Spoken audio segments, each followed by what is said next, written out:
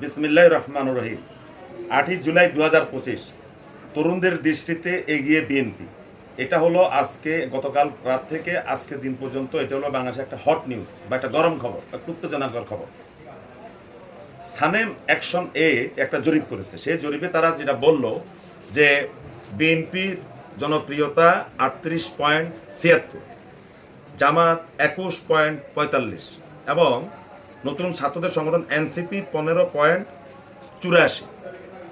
এখানে আবার তারা এটাও বলেছে যে তরুণদের দৃষ্টিতে এগিয়ে বিএনপি। এখন বিএনপির 38.76 গত 17 বছর শেখ হাসিনার শাসনামলে যে পরিমাণ নিগৃহীত হয়েছে বিএনপি, যে পরিমাণ হামলা মামলার শিকার হয়েছে, সেই হিসাবে যদি আমরা বিবেচনা করি তাহলে বিএনপির জনপ্রিয়তা থাকার কথা 45 থেকে 50, কিন্তু সেই পরিমাণ জনপ্রিয়তা আমার দৃষ্টিতে আসেনি। এখন 38.76 অনেকে বলবে যে না ঠিকই আছে, এটা তো বিএনপির আগে যে ভোট ছিল সে ভোট থেকে কিছু পরিমাণ ভোট বেড়েছে, কিন্তু সামগ্রিকভাবে যদি আমরা চিন্তা করি রাজনীতিতে তাহলে কিন্তু এই ভোট বিএনপির ব্যাপক পরিমাণ সমর্থন বাড়ার কথা। এখন এই ভোটগুলো কোথায় গেল? যারা রাজনীতি করে তারা সহজে বুঝবে যে এই ভোটগুলো, যে ভোটগুলো বিএনপির ফান্ডে যোগ হয় নাই, সে ভোটগুলো এনসিপি এবং জামাতের ফান্ডে গিয়েছে। কথাটা আমি একদম ক্লিয়ার করলাম। আমাদেরকে মনে রাখতে হবে যে আওয়ামী লীগের ভোট যদি নাও বেড়ে থাকে, যদি আমরা ধরে নিই তর্কের সাথে আওয়ামী লীগের কোনো ভোট বাড়েনি, কিন্তু আওয়ামী লীগের ভোট যেটা ছিল সেটাই আছে। এখন বাংলাদেশের রাজনীতিতে শেখ হাসিনা একবার বলেছিল যে বাংলাদেশের রাজনীতি হলো আওয়ামী লীগ এবং অ্যান্টি আওয়ামী লীগ। আমরা যদি শেখ হাসিনার এই বক্তব্য, এই কথাকে রাজনৈতিক দৃষ্টিকোণ থেকে যদি আমরা বিশ্লেষণ করি তাহলে উনি সত্য কথাই বলছেন। বাংলাদেশের রাজনীতি আওয়ামী লীগ বনাম অ্যান্টি আওয়ামী লীগ। বাংলাদেশের রাজনীতি ভারতপন্থী বনাম অ্যান্টি ভারত, অ্যান্টি ইন্ডিয়া। এটা হলো রাজনীতির সূত্র, যেভাবে আপনি বলেন। যে পরিমাণ ভোট বিএনপিতে বাড়েনি, সেই ভোটগুলো গিয়েছে এনসিপিতে এবং জামাতে, যে কথা আমি বারবার বলছি। এখন প্রতি বছর, প্রতি মাসে, প্রতিদিন বিএনপির ভোটে বিভিন্ন ডানপন্থীরা থাবা বসায়, বিএনপির ভোটে হামলা দেয়। অর্থাৎ আওয়ামী লীগ ছাড়া নতুন যেই সংগঠনগুলো এখন উঠতি বা দিন দিন যারা ভালো করে, তারা কিন্তু আওয়ামী লীগ থেকে কোনো ভোট তারা নিয়ে আসছে না, তারা আওয়ামী লীগের ভোট আনতেও পারছে না। তখন তারা গিয়ে বিএনপির ভোটের মধ্যে তারা থাবা দেয়। এখন বিএনপিকে ভোট দেয় কারা?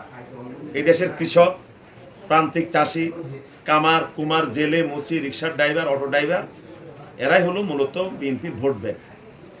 এদেরকে বিভিন্নভাবে, বিভিন্ন কৌশলে বুঝিয়ে সুঝিয়ে বিএনপির বাহিরে যারা ডানপন্থী আছে বা মধ্যপন্থী দল আছে, তারা এই বিএনপির ভোটগুলো তারা নিয়ে যায়।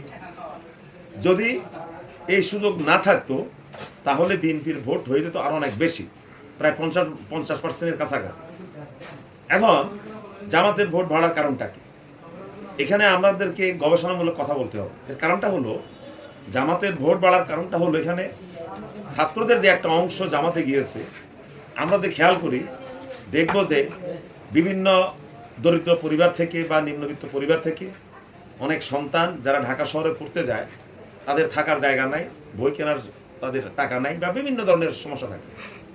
সেই সমস্যাটা ছাত্র শিবির পূরণ করার চেষ্টা করে, তাদেরকে মেসে থাকার ব্যবস্থা করে, তাদের মাথা গোঁজার ঠাইটা করে, খাওয়ার ব্যবস্থা করে, তাদের বই তৈ দিয়ে তাদেরকে মোটামুটি তাদেরকে চেষ্টা করে নিজের দলে ধরে রাখার জন্য।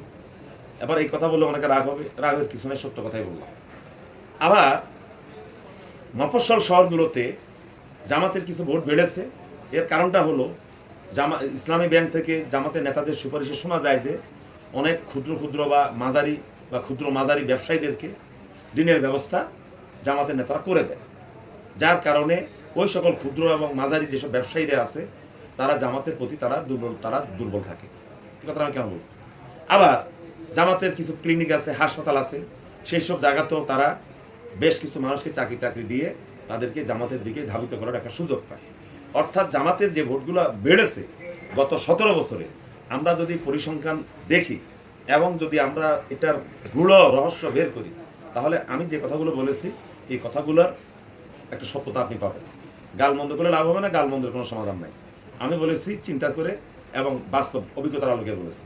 যদি জামাতের ইসলামী ব্যাংক না থাকতো বা কোনো ইসলামিক বা অন্যান্য শরিয়া ব্যাংক ট্যাঙ্ক যেগুলো আছে, সেই ব্যাংকগুলোতে জামাতের নেতারা যে সুপারিশে যদি ক্ষুদ্র এবং মাঝারি ব্যবসায়ীরা ঋণ না পেত, বা তাদের হাসপাতালে, তাদের স্কুলে বিভিন্ন আয়া শিক্ষকের চাকরির যদি তারা ব্যবস্থা না করতো, তাহলে এই লোকগুলো কিন্তু সহজে জামাতের রাজনীতিতে তারা জড়িত হতেন না, বা জামাতের রাজনীতিতে তারা সমর্থন জানাতেন না। ওই ভোটগুলো কিন্তু, যেহেতু তারা অ্যান্টি আওয়ামী লীগ, ওই ভোটগুলো কিন্তু বিএনপির ফান্ডে যেত। তো এখন বিএনপিতে 38 পয়েন্ট যে 76, এটাতে অনেকে হয়তো আজকে খুব খুশি হবে না। ভাই, খুশি হওয়ার কিছু নেই, এখানে খুশি হওয়ার কিছু নেই। এখানে বিএনপির ভোট তো 45 থেকে 50 হওয়ার কথা ছিল, সেখানে 38.76, এটা আহামরি কিছু না। বরং বিএনপিকে আরও অনেক কঠিন সংগ্রাম করতে হবে। তাদের এই সমর্থক, এই কর্মীদেরকে ধরে রাখতে হলে বিএনপিকে অনেক ত্যাগ এবং তিতিক্ষা, তাদেরকে প্রতিকূল পরিস্থিতি তাদেরকে মোকাবেলা করতে হবে। তো যে কথা বলছিলাম, বিএনপির পোয়াভারো যে জরিপে তাদের অবস্থানটা মোটামুটি ভালো দেখিয়েছে। তবে এই ভালো নয়, আরও ভালো আসার সামনে, বা আরও ভালো করতে হবে। ধন্যবাদ সবাইকে, সবাই ভালো থাকবেন।